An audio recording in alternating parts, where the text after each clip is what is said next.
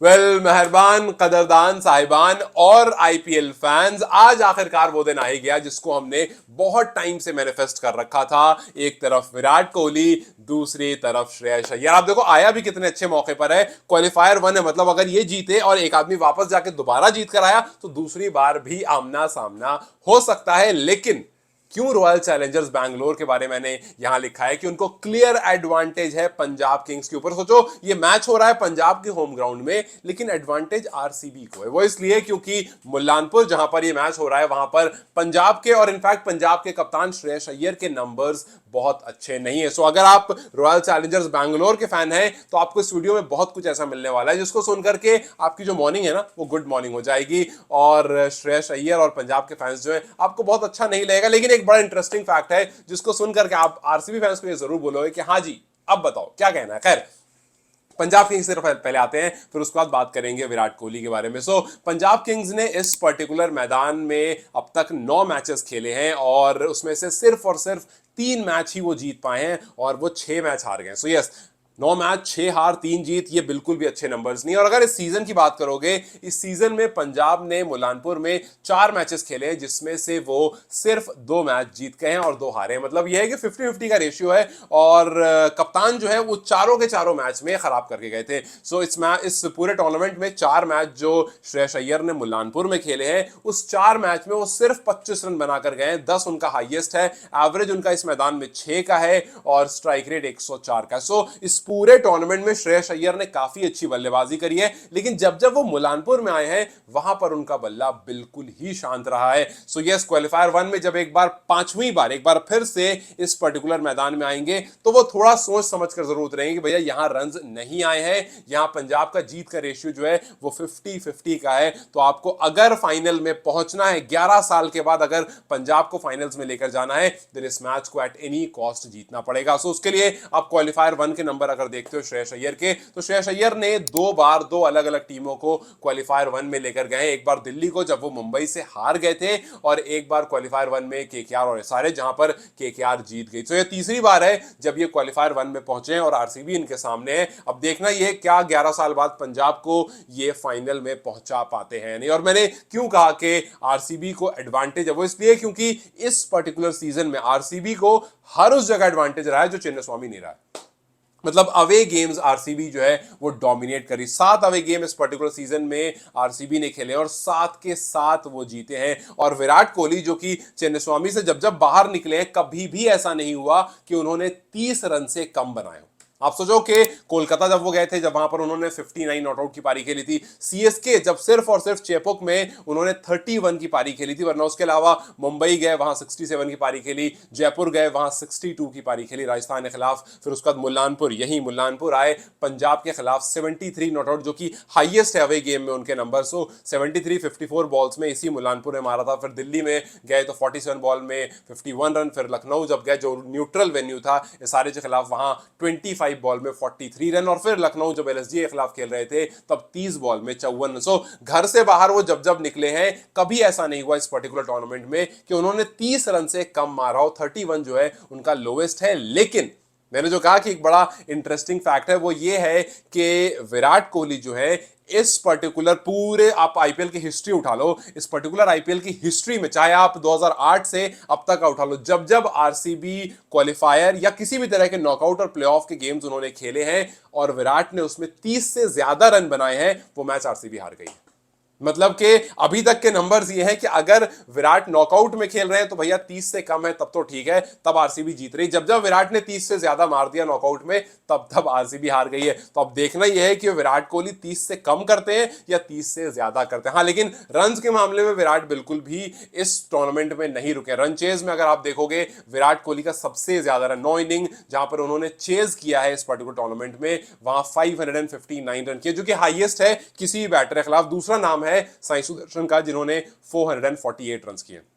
Run chase में बहुत अच्छे हैं, घर से बाहर वो हर मैच में 30 से ज्यादा रन बना रहे हैं। लेकिन जो पुराना रिकॉर्ड है इस आईपीएल हिस्ट्री का वो ये कहता है कि अगर विराट ने 300 से 30 से ज्यादा बनाए एक मैच में तो आरसीबी हार जाएगी। अब देखना यह कि कौन सा वाला रिकॉर्ड जो है वो टूटने वाला। और वहीं ऑन द अदर हैंड अगर आप श्रेयस अय्यर की बात करोगे उस पर्टिकुलर 4 मैच को हटा करके जो उन्होंने घर पर मुलानपुर में खेले हैं, तो उसके अलावा उनके रिकॉर्ड्स बहुत अच्छे रहे। मतलब इस पूरे टूर्नामेंट में उन्होंने अब तक 14 मैचेस खेले हैं, 500 से ज्यादा रन बनाए हैं, 51 का एवरेज है, 171 का स्ट्राइक रेट है, 5 हाफ सेंचुरी है। सो नंबर्स बहुत अच्छे हैं। सिर्फ उस 4 मैच को अगर हटा दो, सोचो कि 514 रन टोटल है, और अगर आप 10 मैच रखोगे तो इस 514 में से 25 हटा दो, बिकॉज 4 मैच में उन्होंने 25 किए जो मुलानपुर में आए, वरना इनके नंबर्स जो हैं वो बहुत ज्यादा एक्स्ट्रॉर्डिनरी। सो अब देखना बस ये है कि क्या उस मुलानपुर के नेगेटिव नंबर को श्रेयस अय्यर पॉजिटिव बना पाते हैं, क्या पंजाब का वो जो 50-50 वाला रेशियो है क्या उसको वो सुधार पाते हैं। बिकॉज टीम अचीवमेंट भी अगर आप देखोगे तो काफी अच्छी रही है। पंजाब वो टीम रही है जिसने इस टूर्नामेंट में सबसे ज्यादा मैचेस जीते हैं। भाई 9 मैच गुजरात टाइटंस ने जीते,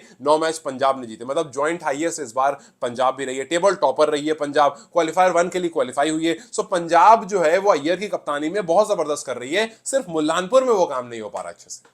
तो भैया आपको आज अगर आरसीबी को हराना है तो सबसे पहले तो आपको ये वाला रिकॉर्ड तोड़ना पड़ेगा, नहीं तो आपके टीम के किसी एक प्लेयर को बेन कटिंग वाली परफॉर्मेंस देनी पड़ेगी। हाँ वही 2016 वाली जब आरसीबी ने फाइनल हारा था, या फिर 2011 Chennai super Kings versus RCB जब मुरली विजय ने 95 की पारी खेली थी। चाहे तो किसी एक प्लेयर को आकर कुछ बड़ा खेलना पड़ेगा, तब जाकर के आप आरसीबी को डिफीट कर पाओगे, और नहीं तो फिर आपको एंटायरली जो मुलानपुर के नंबर्स हैं, जो कप्तान के नंबर्स हैं, उनको चेंज करना पड़ेगा। तो अगर मैं आपसे पूछूं कि वो कौन सा प्लेयर हो सकता है जो बेन कटिंग बन सकता है या फिर जो मुरली विजय बन सकता है, हो सकता है आपके दिमाग में स्टोइनिस आए, बिकॉज स्टोइनिस ने लास्ट मैच में कुछ झलक दिखाई थी और उनके अंदर वो बात है, वो आ करके और कभी भी गेम को कहीं से कहीं पर। आप सोचो पिछले मैच में 16 बॉल में 44 रन मारे थे, 275 के स्ट्राइक रेट से, और उस 16 बॉल में 7 बॉल तो बाउंड्री लगाई थी, 3 चौके और 4 छक्के। सो यस, स्टोइनिस के अंदर वो खूबी है जहां पर वो पंजाब का गेम जो है पलट सकते हैं और आरसीबी को याद दिला सकते हैं कि कब बिल्कुल करीब जाकर भी उनको पीछे ढकेला गया है। लेकिन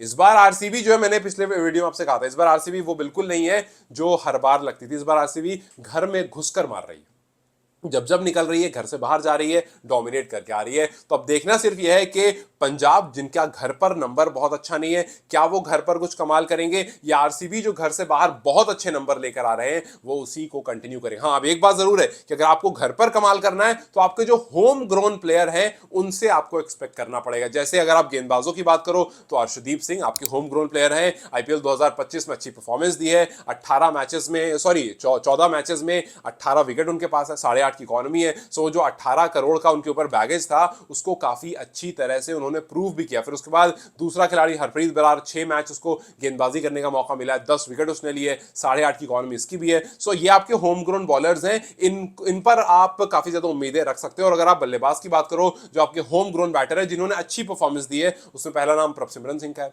जिन्होंने 14 मैचेस खेले हैं और कुछ 500 रन, 500 से एक कम बनाया, अभी 499 है। सो 14 मैचेस में 500 रन, 35 का उनका एवरेज है, 165 का उनका स्ट्राइक रेट है। सो इन पर भी आपकी कुछ खास नजर होगी। और फिर मिडिल ऑर्डर में आने वाला निहाल वदेड़ा भी आपका होम ग्रोन प्लेयर है। आज इस पर्टिकुलर टूर्नामेंट में काफी अच्छी परफॉर्मेंस दी है, 13 इनिंग में 298 रन, हाईएस्ट 70 है, एवरेज 33 है और स्ट्राइक रेट 152 है। एंड इन केस आप सोच रहे हो कि यार 298 कोई बहुत अच्छा तो है नहीं, भाई वो मिडिल ऑर्डर में आने वाला खिलाड़ी है, इनफैक्ट काफी बार बहुत नीचे आता है। जब तक वो आता है 5-6-7 ओवर ही बच रहे होते हैं। सो आप 5-6 ओवर खेलने वालों से एक्सपेक्ट नहीं करोगे कि वो 500 रन टूर्नामेंट में बनाए। सो यस, ये अच्छे नंबर्स हैं, आप इनके एवरेज और स्ट्राइक रेट से बात पता लगा सकते हो। और यस, अगर आपने मैचेस देखे हैं तो उनके कुछ पारियां ऐसी रही है जिसने पंजाब को ओवर द टॉप लेकर गया है। सो ये जो होम ग्रोन प्लेयर है ये इस पर्टिकुलर ग्राउंड पर कुछ कमाल कर सकते हैं। हाँ, उसके लिए इंतजार जरूर करना पड़ेगा कि भैया ये क्वालिफायर जो कि आपको जीतने के बाद सीधा फाइनल तक पहुंचा सकता है, क्या आप इसको जीतने के लिए तैयार हो। लेकिन अब देखना बस ये है कि भैया किस तरह से जो टीम्स अपने अपने नंबर पर आई हैं 1 2 3 4 वो कैसे फिनिश होती है। बिकॉज अगर मैं आपको थोड़ा सा एक इंटरेस्टिंग नंबर बताऊं तो अब तक आईपीएल के इतिहास में जब से क्वालिफायर वाला फॉर्मेट स्टार्ट हुआ, मतलब जब से सेमीफाइनल और फाइनल वाला हिसाब हटा है, 2011 से क्वालिफायर वाला हिसाब शुरू हो गया था। सो जब से 2011 से क्वालिफायर में 4 टीम्स अलग अलग बटने लगी हैं, तब से जो टीम सेकंड पर लैंड करती है उसने 8 बार आईपीएल जीता है। और आरसीबी इस बार सेकंड पर लैंड की है, और वही जिस टीम ने फर्स्ट पर टेबल टॉपर जो रही है वो सिर्फ 5 बार टूर्नामेंट जीत पाई है। सो अब देखना यह है कि क्या ये 5 जो है वो 6 होगा या फिर 8 जो है वो 9 होगा। सो डोमिनेशन दूसरे नंबर वाले का रहा है जब से क्वालिफायर वाला फॉर्मेट स्टार्ट हुआ। और एक और इंटरेस्टिंग सी चीज कि जो टीम नंबर 4 पर रही है उसने ट्रॉफी कभी नहीं जीती है इस 2011 के बाद से। तो अब देखना है कि क्या एमआई कुछ बदल सकता है। हालांकि एमआई के पास हम बाद में जाएंगे, बट फिलहाल नंबर 1 नंबर 2 इनमें से कौन सी वो टीम होगी जो इस मैच को जीतेगी और सीधा फाइनल तक पहुंचेगी, और कौन सी वो टीम होगी जो इसके बाद एलिमिनेटर खेलने आएगी और फिर उसके बाद जो भी जीटी और एमआई से जीतता है उससे उनसे जीत करके फिर फाइनल में जाएगी। खैर वो बात की बात है, बट फिलहाल हम इंतजार करेंगे आरसीबी वर्सेस पंजाब के स्टार्ट होने का और उसमें कुछ तड़क भड़क होने का, और यू नेवर नो कि वहां से क्या कुछ निकल कर क्या था। खैर आपको क्या लगता है दोनों में से कौन सी टीम डोमिनेट करेगी, दोनों में से कौन सी टीम जो है वो अपना जो पड़ला है उसको भारी रखेगी? क्या इनके ओपनर्स प्रभसिमरन सिंह, प्रियांश आर्या और अच्छी स्टार्ट देंगे? जॉश इंग्लिश ने जिस तरह से खेला था, जिस तरह से श्रेयस अय्यर ने खेला है इस मैदान में नहीं बट ऑल टुगेदर जिस तरह से खेला है वो कुछ कर पाएंगे? जिस तरह से शशांक की पारियां रही हैं, जिस तरह से मार्कस स्टोइनिस, निहाल वडेड़ा का मतलब बेसिकली जो स्ट्रॉन्ग बैटिंग यूनिट है, क्या वो आरसीबी से एक बार फिर से उनके सपने से दूर कर देगा, या फिर आरसीबी का जो बॉलिंग यूनिट है जहां पर जॉश हेजलवुड वापस आ रहे हैं वो इन लोगों के ऊपर भारी पड़ने वाले हैं? खैर पंजाब और आरसीबी अगर आप बोलो तो स्ट्रॉन्ग दिख रही है इस टाइम पर आरसीबी, बिकॉज उनका ओवरऑल यूनिट काफी अच्छा है, बट पंजाब जो है वो इस टूर्नामेंट में काफी बार कुछ जबरदस्त परफॉर्मेंस दे चुकी है। सो कह सकते हैं कि mind says RCB and heart says Punjab. खैर आपको क्या लगता है, आपकी प्रेडिक्शन क्या है? मुझे कमेंट सेक्शन में जरूर बताएं। Till then you guys take care, I see you very soon, bye.